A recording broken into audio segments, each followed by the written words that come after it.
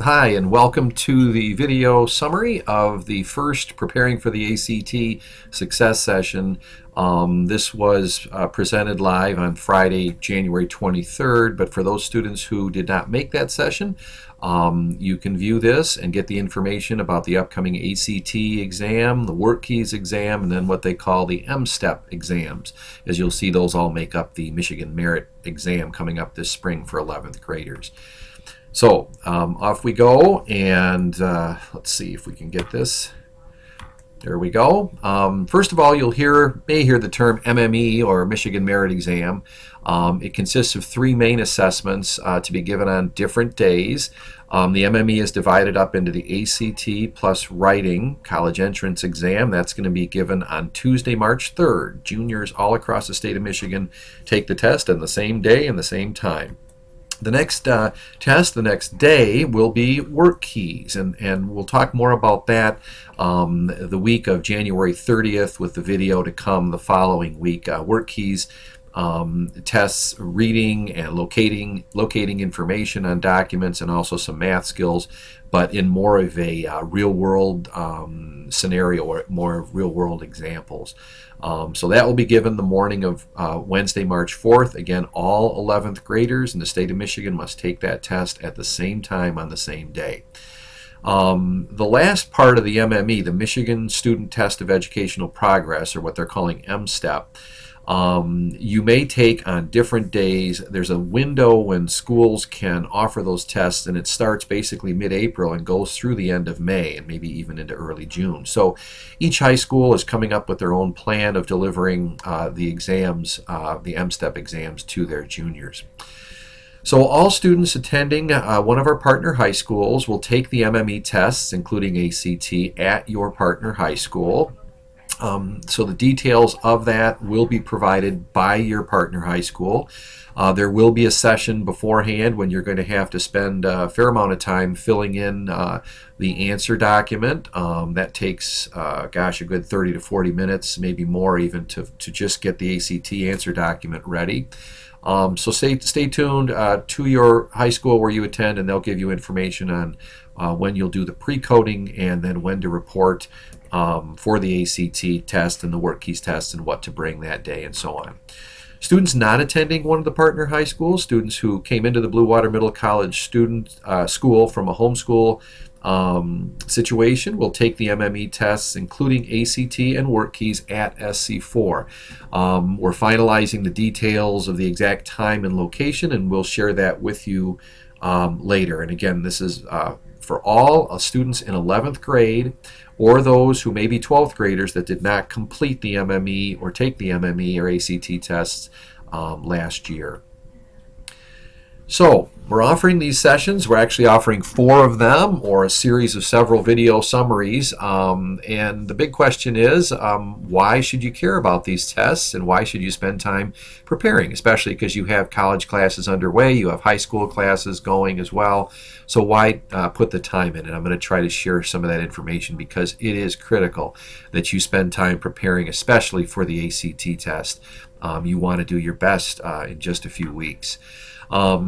Number one, you may be aware that a higher score in the ACT equals more college choice. And I guess a simpler way of putting that is colleges that you may want to attend have a certain limit on an ACT score, a lower limit. And when you get below that limit, you will not be admitted to that college, or your chances go down quite a bit of getting admitted to that college. So the higher the score, it opens up more choice in terms of colleges that will accept you. And an example of that is, for example, Oakland University might accept you with a lower ACT score, but if you get 2 or 3 or 4 points higher, suddenly Michigan State University may become an option. Lawrence Tech might become an option, and so on. So the higher score you get now, the more choice you have in about a year or two when you start applying for colleges. Also, a higher score in the ACT equals thousands of dollars. It really can equal thousands of dollars, and I'll show you how in just a minute there. But so there's two great reasons to spend time preparing for the ACT, and that may just be even taking a few practice tests. Even if you don't study extra vocabulary or work on extra math problems, if you just run through some of the practice tests, it will help you be more relaxed and more comfortable with the test on March 3rd and 4th when you take them for real. And a final reason of why spend time carrying on this test and preparing is that you'll have to take similar tests in the future that we call high-stake tests, tests that are very important to get you into a program, or once you've finished a college program, whether it's a bachelor's or a master's level or even higher. There are tests you have to take for licensing, and these apply for everything from becoming a firefighter or a police officer on up to becoming a physical therapist or physician's assistant, doctor, nurse, accountant. Pretty much any profession has tests that you have to take. And so if you practice and do well on the ACT and you learn how to practice for a test like this, it's going to help you down the road. Now, why prepare? Well, definitely knowing more about the test is going to give you a higher score. If you know how many items you're going to be facing and how much time you have in each section, and you've practiced that, you know how much time you should spend trying to work your way through a particular math problem, for instance, you're going to end up with a higher score. And part of that also comes from just being familiar with the test, and practice in anything makes it easier and makes you more proficient and better at it, and it just makes sense that if you practice you're going to end up with higher scores. So if you don't do any of that, I can pretty much guarantee that your score will not be as high as it could be. If you spend some time over the next month working on this, I can pretty much guarantee you're going to get a higher score than you would have otherwise. Some students will say, well, I just don't do well on big tests. I have test anxiety. Really, I think in both of those cases, you can reduce that anxiety a great deal by preparing, by practicing. You're going to go into test day more confidence and your results will be better. So I realize that some students love a test like that, and they tackle it, and they enjoy it, they take it as a challenge. Others, they do get nervous with big tests like this, but I guarantee that if you put the time in preparing, the level of anxiety will be lower, and it just makes sense, and so put that time in. I mentioned financially how you could save money, and if you look at this is right off of Oakland University's website, to show you the difference that 1 or 2 points on your ACT can make.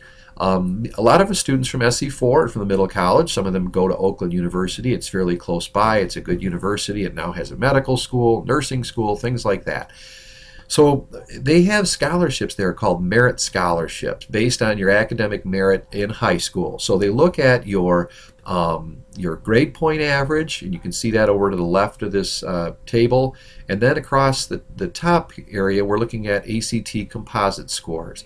And if we look at a particularly good example of this is if you have a high grade point average and your high school GPA is 3.8 or between 3.8 and 3.9, and if you get a 23 on your ACT, that's in this light beige area, the school automatically gives you $1,500 a year, $1,500 a year. If you go up just 1 point on your ACT and you end up with a 24, that number goes up to $2,000. So that's the darker brown. So that's $500 a year. Chances are you would be there 2 years, maybe 3, depending on how many credits transfer. So that right there would save you $1,500 just by bumping your ACT up 1 point. And if you go one more, from 24 to 25, now you're in an area where it jumps another $1,000, and you're considered a talented scholar, and you are automatically awarded that scholarship, and that's $3,000 a year. And then from there, it's a couple of points, but a 27 will get you $5,000 every year. So by putting in some time, there's no reason why students can't jump up 1, 2, 3, 4 points in their composite and can save literally thousands of dollars. Some other examples from other schools. This is from Grand Valley State. You can see the amount of a scholarship with a 3.8 and above between $4,000 and $7,000. Now that's a pretty hefty ACT score, 32 or above. But let's look down a little farther. If we jump down here, with a 3.5 high school GPA, many of you have that, and a 23 to 25, you get $1,000 a year. Now, if you don't put any time in, you don't study, and you end up with a 21 or 22 ACT, you might get into Grand Valley, but then you're missing out on $1,000 a year. And then you can see if you were in the 24 or 25 range and you do a little bit better and you get a 26, now your scholarship is just doubled to $2,000 a year. So it can add up to $4,000, $5,000, $6,000 just by doing a little bit better on the ACT. And you see a similar example with Western Michigan University. A 3.7 or above with a 26 or above ACT will qualify you for $3,000. And then finally, one more example, and you'll see a lot of these similar examples at colleges and universities around the state. But Saginaw Valley, we have students that are now attending SVSU, and in this case, even a 3.0 or above high school grade point average with a 22 or above ACT can bring you $2,000 a year at Saginaw Valley, and that jumps up to a $3,000 if you have a 24 or better, and $4,000 if you have a 26 or better. So you can see the impact it can have. So don't take the easy way out and just say, I'll take what I can get. If you work a little bit harder, you're going to save thousands of dollars over the coming years. Okay. I know some of you might say, yeah, but I'm working and I've got my English 102 classes kicking in now. I don't necessarily have the time. Make time, because again, the value of that can be great. What we're going to do, and I'm going to go a few more minutes on this video. I'm going to demonstrate the Michigan Electronic Library site and their College Preparation Center, and in particular, we'll zoom in on the ACT prep part of it. I'll show you how to register for access. It is free. We'll learn the structure of the site and the overview of the ACT tests in general. And then I'm going to pause this and end this video, and then I'll create another one that you can view, just so there won't be one really long video, and that'll be focusing on the ACT reading test, and we spent some time on that on Friday afternoon. So I've got some screenshots of the site, and then we'll go live to it and I can demonstrate a little bit more. But first of all, if you go to mel.org, so if you have something to write down, you can do that, or just go back in the video until you see this website. But it's a very short URL. You'll type in mel.org and it should get you to this page right here. What you're going to focus on is this part right here for teens. There's all kinds of resources at the Michigan Electronic Library. I believe they're all free, at least most of them are free, and it's really a neat resource even for parents to poke around and see what's out there. But right now we're going to want you to click on the Teens button, and that will get you to this site. There are other things like homework help and books and things like that, but the area we're going to focus on is College Bound, and it says select, prepare, and pay for college, locate the best pre-planning college guides, practice exams, and scholarships here. So if you click on College Bound, it then gets you to this site, and this again is a screenshot, so I can't scroll down, but there's a whole lot of different websites related to or coming from the Michigan Electronic Library site. In particular, this one near the bottom of your screen called the College Preparation Center, you're going to click on that, and then I'm zoomed in a little bit, but you'll see it says practice tests, ebooks, and tutorials for the ACT, SAT, AP tests, and so on. So this is a great place to go, and this is where you're going to want to go for your ACT prep. So if you click on this yellow or orangey key looking thing, it will then get you to this page, the College Preparation Center. Okay, so we're here. Now, what you should do before you jump to prepare for your ACT test, which you can do, but then they're going to ask you to register or log in. Down near the bottom, over in the lower right, you'll need to create an account, and you're a new user, so you click Register Now. It is free. It'll ask for an email address, and then you set up a password. They don't spam you with anything. At least I haven't found that, and I put my email address in several weeks ago to set up an account, and have not gotten anything from them. But you can use that to log back into your Learning Center and continue practice tests that maybe you paused, continue tutorials that you paused. So you're going to want to register. If it doesn't work the first time, be patient. Sometimes it just says it can't do it, but then you try it again or a third time and it lets you in. You can register without an email address. In that case, you just put in, like I tried P. Spencer, and it got me in that way. And I found I could re-register or re-log in just with that. But I think I'd recommend using your email address. If the SC4 one doesn't work, you might try a Yahoo or a Gmail. That may work better. Okay, so once you do that, then you can log in. Now what I've done though is jump past that, and I've gone to the prepare for your ACT test section, and it starts you right here with this screen. You'll see over to the left, and we'll get to this a little later, there are ACT practice tests that you can click on, and these test preparation ebooks. One of them is a list of vocabulary words, almost like flashcards. It's a big PDF file, and you can practice vocabulary if you want. You can explore that on your own. We won't take time to do that now, but what you'll want to do is launch the tutorial, and you can pause at any time. You can poke around, you can go back and forth, so don't feel like you have to have an hour, set aside to do this. But if you click on this and launch to open the tutorial, you'll get to this page. And again, I want to show you right now just the basic operation of the site, and then you can go and explore as you feel the need. Again, this is all optional, but I sure hope that you spend some time doing it. Over to the left, you'll see the different units, and the introducing the ACT is the basic overall tutorial that talks about the test in general. And then you've got the 4 different content tests. You've got the English test, the writing, the math. We'll focus on and open up the reading test in just a little bit in the next video. And there's a science test. One of the key things not to forget about is this pretest. You can take this at any time, and probably a good idea, in the near future, and it will actually break down and show you some areas that you're struggling with. So you don't want to spend all your time in an area that you already do well in. If you find you're good in English and you know that, and math maybe isn't your strongest subject, maybe it's you want to spend more time with those practice tests and learning more about the types of questions you'll be asked. It just makes sense because the time is limited. So focus on the things that you need help with, and the pretest will show you that. So now what we're going to focus on or show you an example of is Unit 1, Introducing the ACT. And as I mentioned, as it shows here, you can take the pretest or click on any of the units to explore. When I've clicked on the Introducing the ACT, it then opens up the different lessons that you'll find. And right here you'll see there's 3 lessons. Getting started is just a real quick introduction to this, the ACT. Then there's some ACT format information and how they score it. And then there's always a summary at the end of any unit. So if nothing else, at least look at the summary for each unit. But I recommend that you break down and look at the lessons.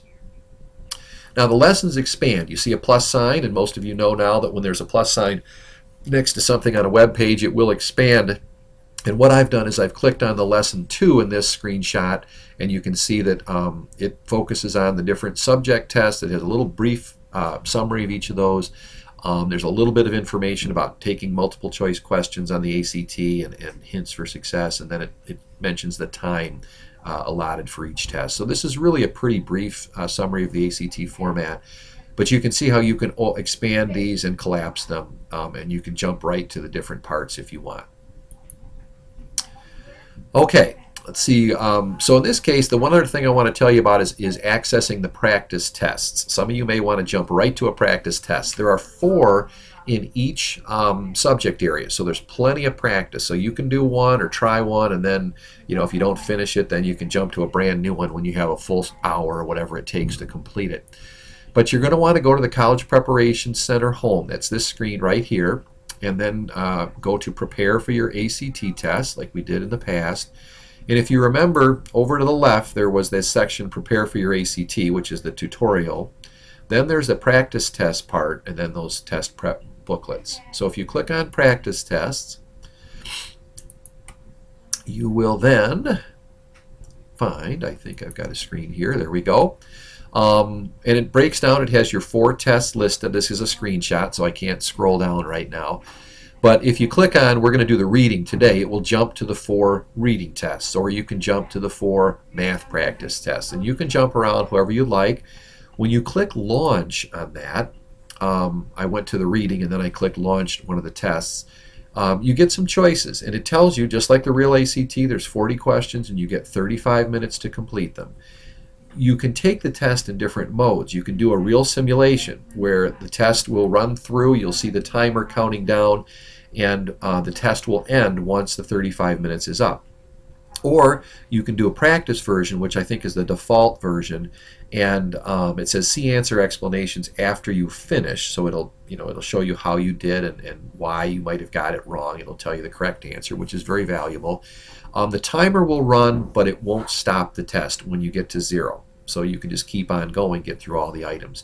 And then there's a version where, the learner version, where you view the answers to each question as you go to help you study and say, okay, I get this now. And so any of them are valuable. You might start out in the practice or learner mode, and then when you want to do a final practice, you might do it a simulation.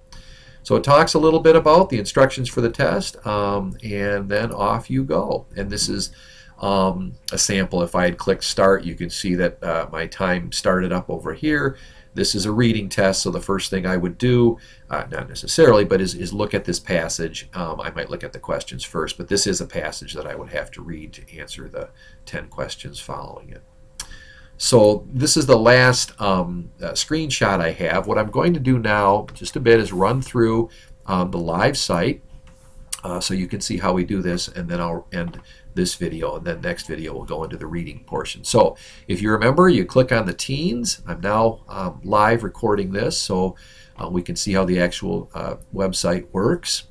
I'm going to click on College Bound, and then you have a long line of options, and you might find some other things you want to explore. So there's different ways. Here's an e-campus tour where you can actually get a campus tour and photos of colleges that you might want to attend. A lot of good stuff. But what we're going to do is we're going to focus on the College Preparation Center. Okay, that should look familiar from the earlier screenshot. I'm going to click on Prepare for your ACT, and I'm going to log in. Remember how I said you have to create your username or you put your email in? I'm going to log in so you can see what it looks like when someone is logged in. And remember, I put in an email address. It didn't seem to want to accept my work address, and so I tried my Yahoo, and that seemed to work. So if I remember the correct password, I wonder if let's see. Okay. And I'm in. Okay, what you'll see at the top here, it says my name, and then it has up here in my center, and that's where you can click on to see past tests that you've started. I'll click on it, and we'll see what comes up in a moment. The site is a little bit slow to react, so you'll see in the lower left it will tell you that it's waiting. This gives you an idea. I haven't completed any tests. I started one, and I did this during the live session last Friday. You can also click on tutorials, and you can see I have 5 that I've opened and started. You can go back to those. You can start over, and so on. So this is what you'll find in your center. But if I go back now to the College Prep Center home, I click on Prepare for the ACT, and I'm going to go into the tutorial. I'm not going to do a practice test now.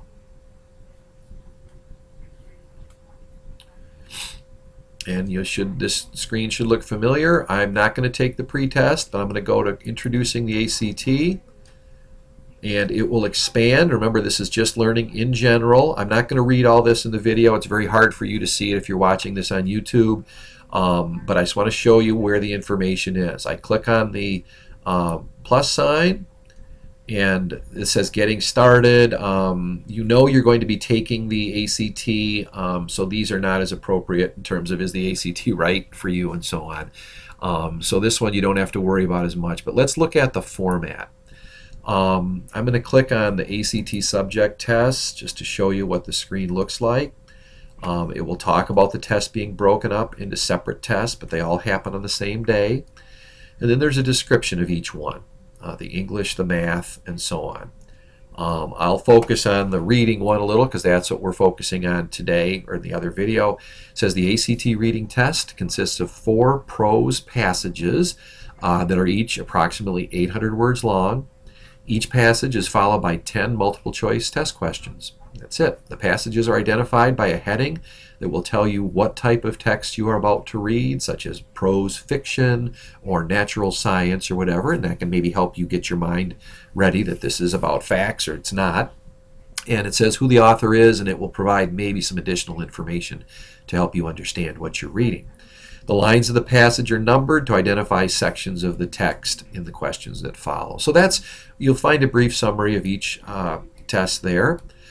I'll look at the timing now. I've clicked on that, and it's very short and to the point. The reading test, for example, is 40 questions in 35 minutes. The math test, 60 questions in 60 minutes.